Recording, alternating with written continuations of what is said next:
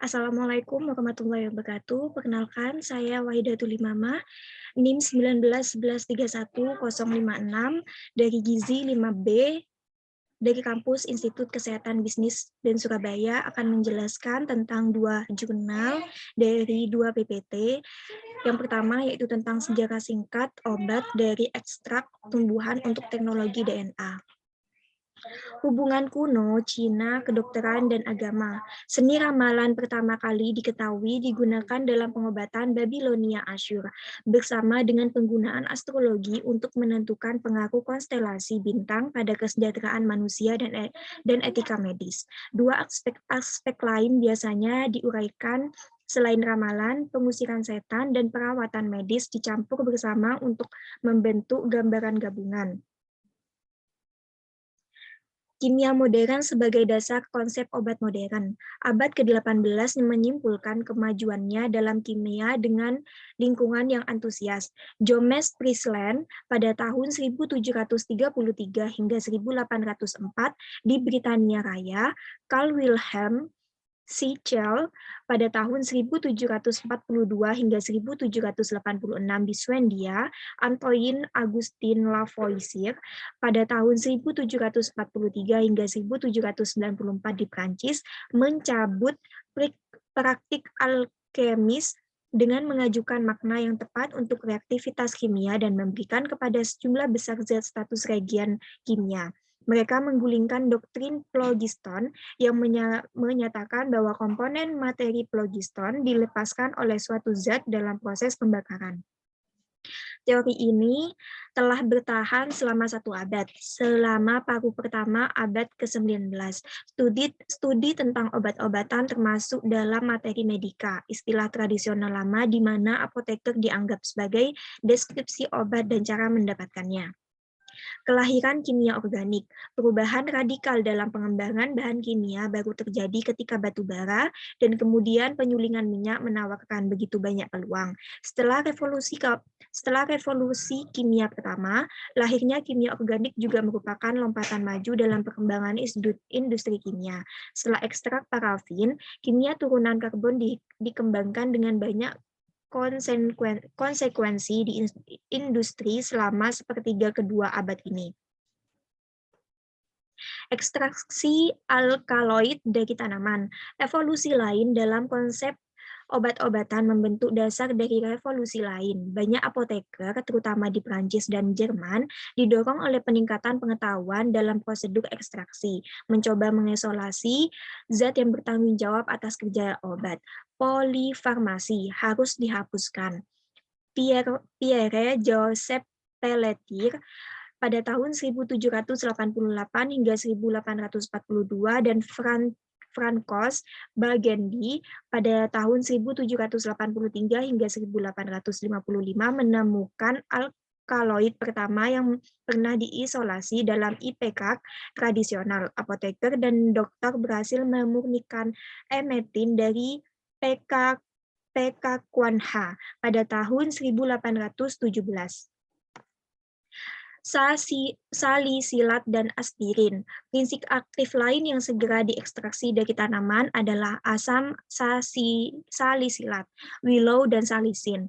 Dalam persaingan yang luas dengan pohon kina kulit kayu dan kina, tidak pernah menjadi pengobatan yang sangat populer untuk demam atau gejala rematik karena dokter Skotlandia Thomas John McLagan pada tahun 1838 hingga 1934 meluncurkan salisin pada tahun 1876 di dalam Spirea species. Asam salisilat disiapkan dari salisin. Asam ini lebih mudah digunakan dan merupakan langkah ideal sebelum sintesis selanjutnya. Obat jantung pertama, Augustin Eugen Homeland pada tahun 1808 hingga 1875 dan Theodor Quenvin pada tahun 1806 hingga 1855 memperoleh zat amorf dari daun foxglove yang mereka sebut dengan digitalin karena mereka yakin itu adalah alkaloid lain. Faktanya itu adalah zat kompleks yang mengandung gula tertentu. Baru pada tahun 1864, apoteker Prancis lainnya, Claudine Adolphe Nativel, mampu memurnikan daun foxglove dan menghasilkan zat efektif dalam bentuk kristal putih. Pengobatan penyakit hipertensi. Perawatan obat pertama yang berhasil untuk hipertensi dikenalkan setelah Perang Dunia Kedua. Pada saat itu, para peneliti telah mengetahui bahwa memblokir sistem saraf simpatik dapat menurunkan tekanan darah. Pada tahun 1946, tetraetilamonium, obat yang dikenal selama 30 tahun untuk memblokir impuls saraf, diperkenalkan sebagai pengobatan untuk hipertensi. Anestesi umum dan lokal. Dokter gigi mengatur langkah di bidang analgesia. Mereka menjadi akrab dengan dietil ether atau sulfur ether dan dinitrogen oksida. Mereka berada dalam kontak permanen dengan rasa sakit pada pasien yang mengeluh. Mereka juga menghasilkan rasa sakit melalui operasi yang tidak adil atau dikontrol dengan buruk. Teknik dan keamanan anestesi akan terus ditingkatkan. Meskipun ether adalah agen yang menarik, obat lain dengan cepat sedang diuji, di antaranya adalah kloroform, diperkenalkan ke dalam operasi oleh dokter kandungan Skotlandia, James Simpson pada tahun 1811 hingga 1870 pada tahun 1847. Karena ether mudah terbakar, kloroform lebih aman dari sudut pandang ini. Sayangnya, kloroform adalah obat hepatotoksik parah dan depresan kardiovaskular. Obat antipilepsi. Setelah diperkenalkan sebagai obat hipnotis, fenobarbital ditemukan sebagai obat antipilepsi yang sangat baik. Secara historis, agen yang diperkenalkan untuk pengobatan epilepsi juga telah beralih ke indikasi psikiatri. Obat anti-epilepsi generasi pertama asli, garam bromida yang muncul pada tahun 1857 juga dikenal karena penenangnya properti. Setelah fenobarbital mulai digunakan untuk epilepsi pada tahun 1912, laporan penerapan psikofarmakologinya segera menyusul. Kegunaan anti-epilepsinya tidak dihargai sampai ini secara kebetulan ditemukan 65 tahun kemudian oleh Meuner di Prancis. Melawan mikroba. Dalam lingkungan ini, teori mikroba banyak penyakit merupakan ciri khas kedokteran abad ke-19. Teori bahwa penyakit menular disebabkan oleh agen yang tidak terlihat, memberikan peluang untuk banyak kemajuan. Laboratorium mengambil tempat yang semestinya ketika mikroskop, pewarnaan preparat, dan sterilisasi tersedia untuk penemuan-penemuan baru. Sulfonamida.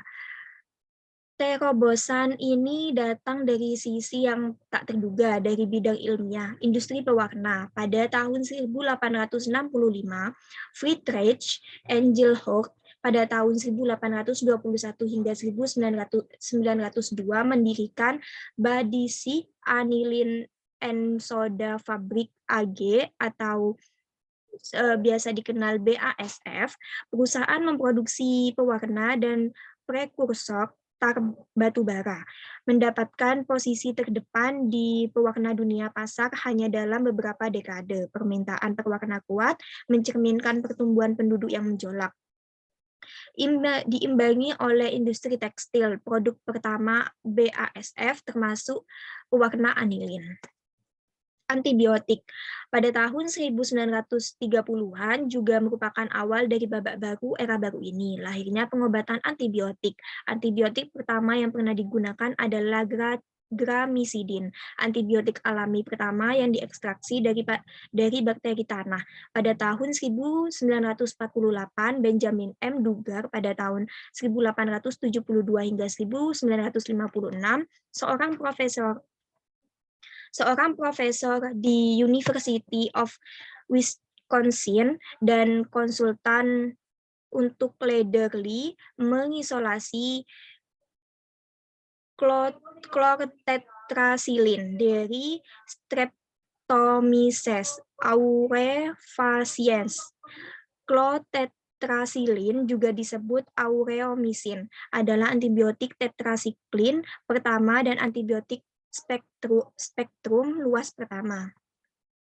AIDS, penyakit yang muncul. Penyakit ini awalnya disebut gay-related immune deficiency. Dalam setahun, gejala serupa muncul pada sekelompok demografis lainnya, terutama penderita hemofilia dan penggunaan obat-obatan intravena.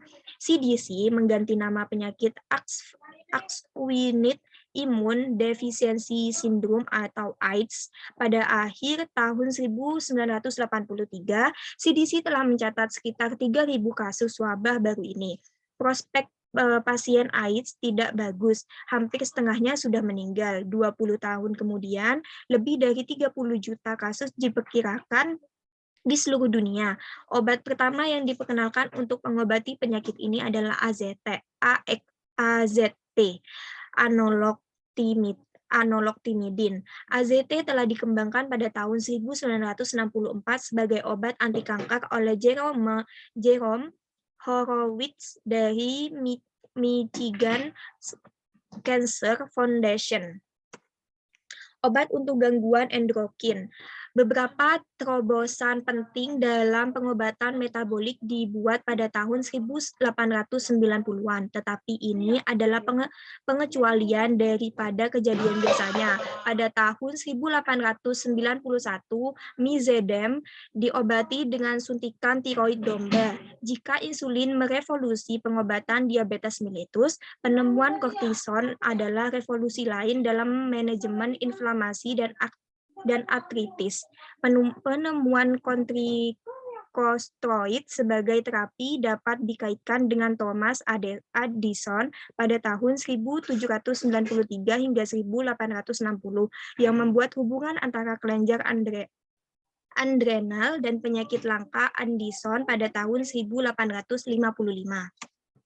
Obat pikiran, perawatan psikiatri modern diperkenalkan pada tahun 1948 ketika litrium karbonat ditemukan sebagai pengobatan untuk mania oleh psikiater Australia John F.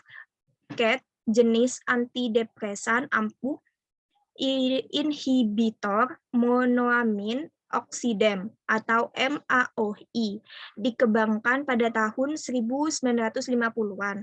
Ini bekerja dengan mengalihkan aksi enzim tertentu dari otak, oksidase, yang memecah neurotransmitter.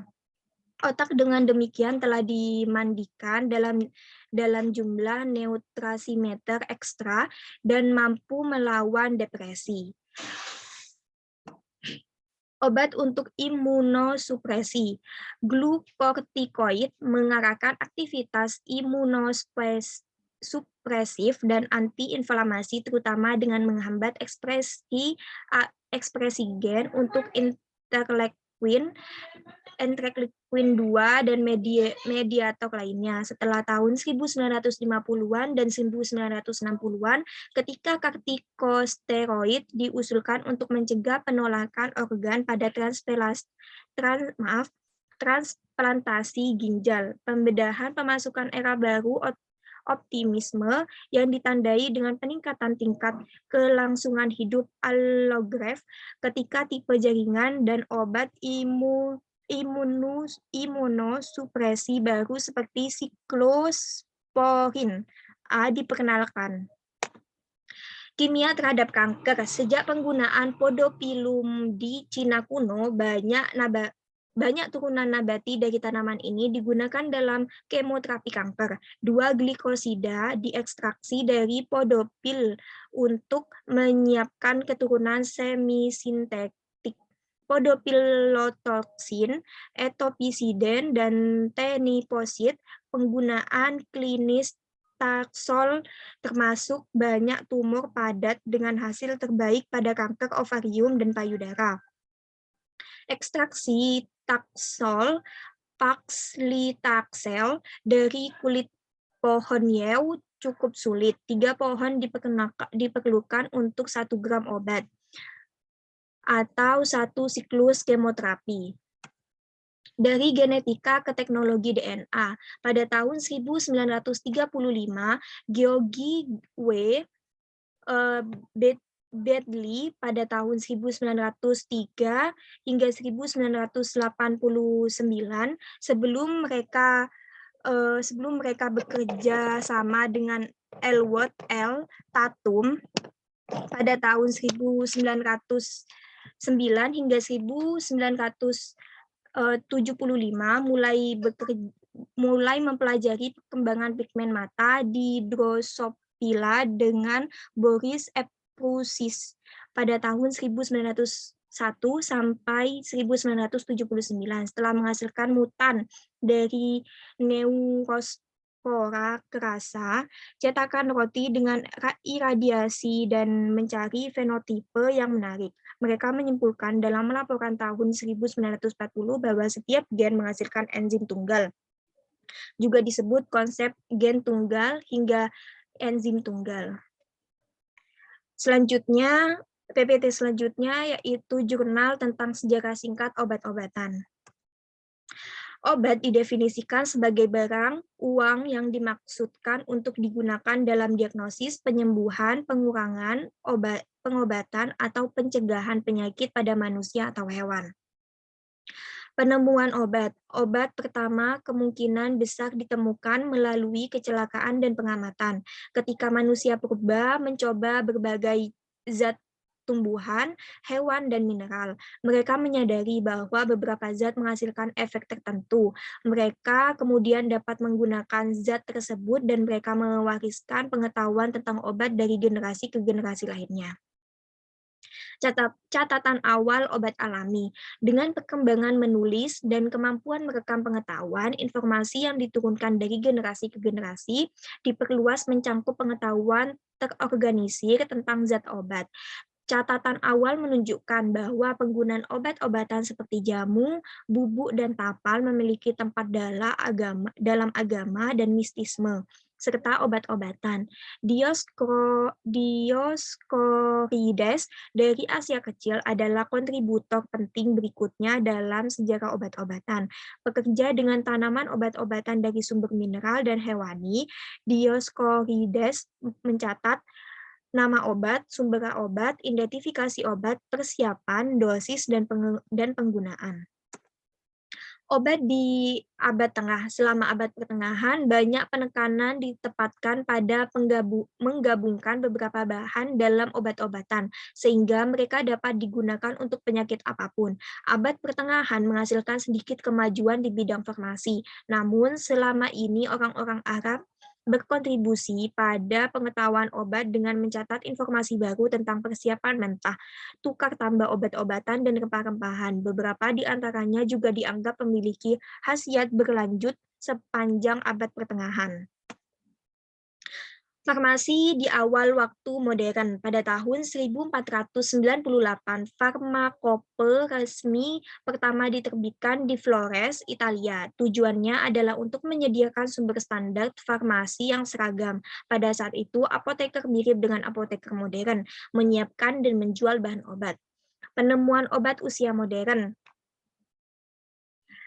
Selama tahun ke tahun kolonial di Amerika, layanan farmasi dan medis disediakan oleh gubernur, pemimpin agama, dan pendidik.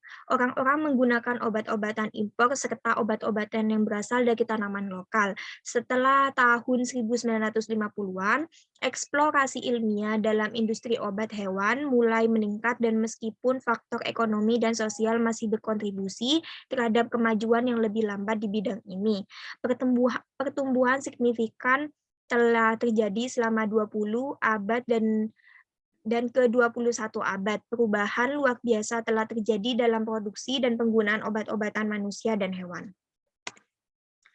Sekian presentasi dari saya, kurang lebihnya saya mohon maaf. Terima kasih. Wassalamualaikum warahmatullahi wabarakatuh.